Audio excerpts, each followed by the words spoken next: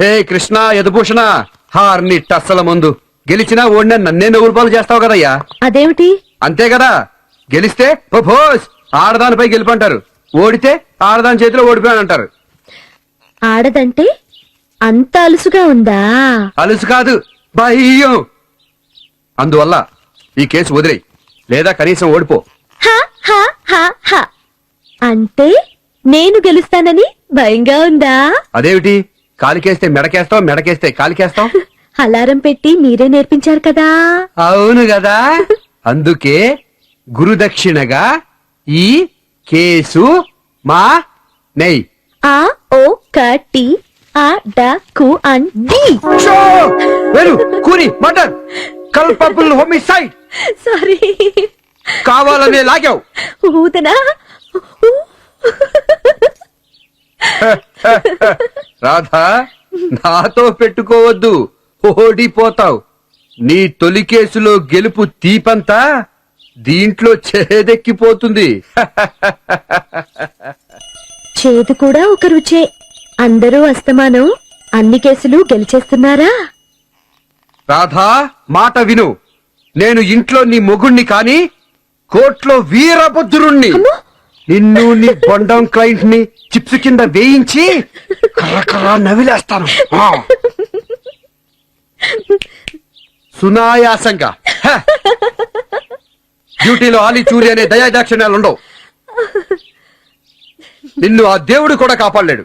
ధర్మాన్ని మనం కాపాడితే ధర్మమే మనని కాపాడుతుందని పెద్దలు చెప్పారు. రాధా, నీ క్లయింట్ ధర్మదేవత కాదు, రాక్షసి. ఆవిడ మొగుడిని రోజు కొడుతుందట తెలుసా? మొన్న ఆసుపత్రిలో అతనే చూపించాడు. వీపు నిండా వాతలే. అన్ని అబద్ధాలే. పైగా వాడేమంత అమాయకుడు కాదు, రాక్షసుడు. పెళ్ళాన్ని చేయెత్తి కొట్టేలా ప్రవర్తించడం నీచుడు. వాడికి శిక్ష పడి తీరాలి. పడదు, నా క్లయింట్ మీద ఈగ కూడా పడదు. ఈగలు మీద పడవు, ఈగలు బాలును. వేళ కోళాలకి ఇది వేళ కాదు రాధా. మళ్ళీ చివరిసారిగా చెబుతున్నా, ఈ కేసు వదిలేయ్. ఏడ్చినట్టుంది. ఇది రాధమ్మకు రెండో కేసు. ద్వితీయ విఘ్నం పనికి రాదు. జై బామ్మగారు, జై జై బామ్మగారు. అయ్యో అయ్యో, అదేంట మంచం నడువులో అడిగేశావు. బిగించిన నవారంతా వదులైపోయింది. అబ్బా మనవరాలు మళ్ళీ నేర్చుకోండి. Hello, yes what you want? నేనయ్యా పబ్లిక్ రాసుకోవటం ఓ మాట రావాలి. ఎస్ సార్, అలాగే సార్, వచ్చేస్తున్నా. 10 minutes.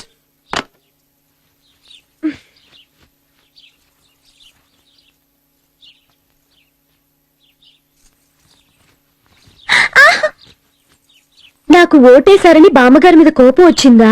నాకేం కోపం లేదు, రాదు. జలసీ లేదు, రాదు. నీ చొచ్చోలు నాకు అనవసరం. జాలి పడకు, నాకు చిరాకు.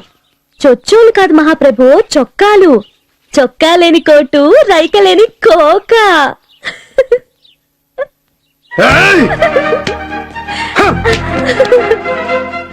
To err is human, to forgive is divine.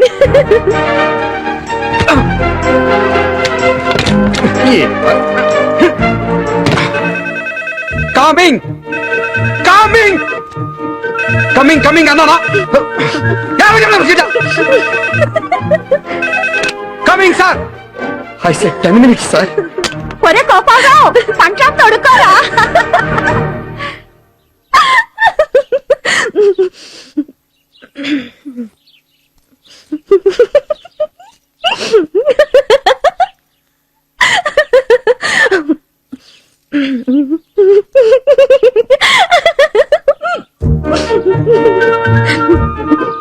ఎవరిష్టం వాళ్ళది బామ్మ, నా ఇష్టం నాది. తస్తా I mean that's all.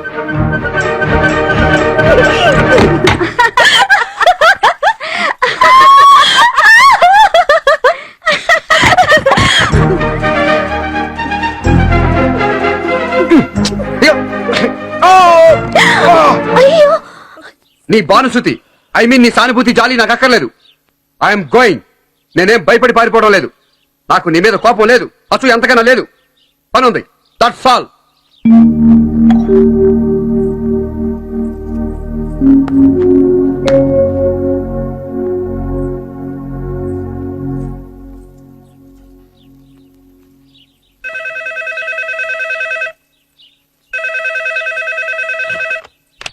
Hello, Radha Gopalam here.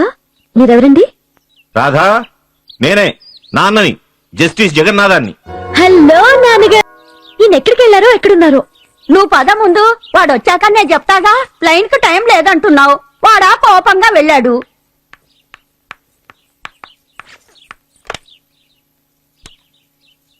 Hello, airport. Radha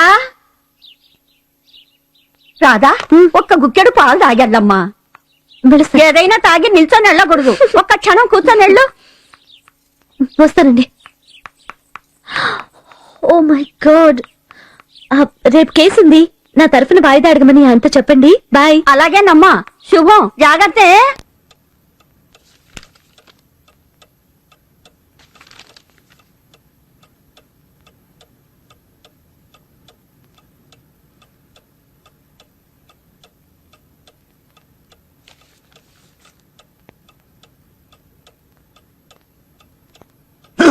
sound పెట్టి అఘోరించండి, లేకపోతే టీవీ కట్టేయండి. నర్వస్ అయిపోతున్నాను.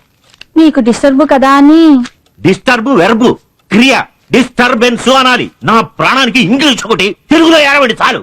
నాకు చిరాకు. ఈ సౌండ్ లేంటివి మరీ చిరాకు. అతివృష్టి అనావృష్టిను. అమ్మా, నాన్నగారు. Sorry daddy. రాధా, రామ్మా, ఇదేనా రావటం? అబే, వచ్చి వారమైంది. తలుపు వెనకాల దాక్కు. ఏమండో తమలాగండి. వచ్చిన పని మాట్లాడాక మర్యాదలు. పొద్దుపోయింది కదా, ఏదైనా తింటుందేమో. అవన్నీ ఫ్లైట్ లో పెడతారండి. అయినా తన ఆకలి తప్పులు గమనించే భాగ్యం ఆవిడ గారు మనకి ఇవ్వలేదు కదా. చెప్పండి నాన్నగారు, నిలబడి వింటాను.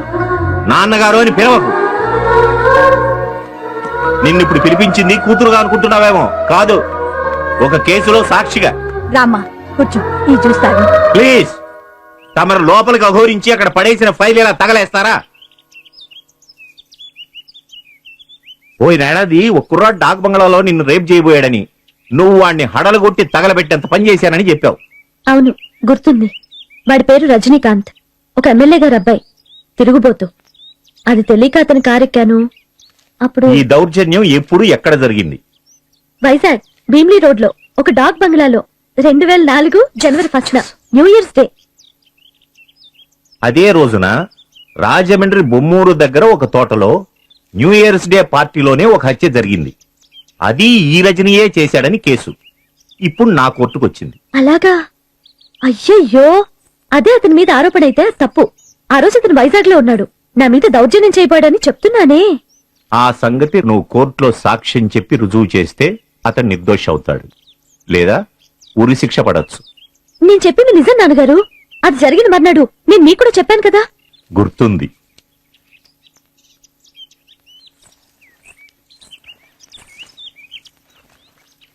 మొన్న విచారణలో ఆ కుర్రాడు నా పేరు నీ పేరు చెప్పి పిటిషన్ పెట్టుకున్నాడు. ఆనాడు తాను రాజమండ్రిలో లేనని, వైజాగ్ లో ఉన్నానని చెప్పాడు. అది తేల్చడానికే నిన్ను పిలిచాను. కోర్టులో సాక్ష్యం ఇచ్చి రుజువు చెయ్యగలవా? ష్యూర్. That's my girl. తాగమ్మా, తాగు. 2004 జనవరి 1న ఏం జరిగిందో కోర్టు వారికి తెలియజేయండి. యువర్ ఆనర్, మా తల్లిదండ్రులు ఉండేది హైదరాబాద్ లోనే అయినా నేను వైజాగ్ లో పిఎల్ కోర్స్ చదివాను. జడ్జి గారి అమ్మాయిని అని ఎవరికీ చెప్పకుండా హాస్టల్లో ఉండేదాన్ని. 2004 జనవరి 1న న్యూ ఇయర్స్ డే సెలబ్రేషన్స్ రోజున మేము చాలా మంది విద్యార్థులం, కొందరు లెక్చరర్లు భీమ్లీలో ఒక తోటలో వనభోజనాలు, గేమ్స్ పెట్టుకున్నాం. రోజంతా సరదాగా గడిపాం. సాయంత్రం వెలుగుండగానే ఇళ్లకు హాస్టళ్లకు బయలుదేరాం. నా స్కూటర్ స్టార్ట్ కాలేదు. అంతా వెళ్ళిపోయారు. అంతలో ఈ రజనీకాంత్ వచ్చి కారులో దింపుతానన్నాడు. వాన మొదలైంది. చీకటి పడింది. రజనీ కారు ఒక డాక్ బంగ్లా దగ్గర ఆగిపోయింది. రజనీ వాచ్మెన్ కి డబ్బిచ్చి పెట్రోల్ తీసుకురమ్మన్నాడు. తాగిన మత్తులో ఒంటరిగా ఉన్న నన్ను బలవంతం చేయబోయాడు.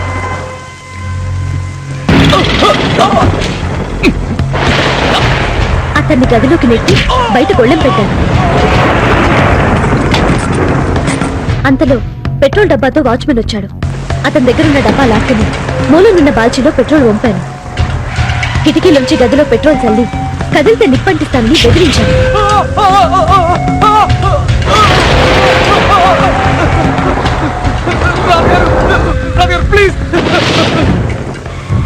అతని కారులో పెట్రోల్ ట్యాంక్ నిజంగా ఖాళీ అవ్వలేదు.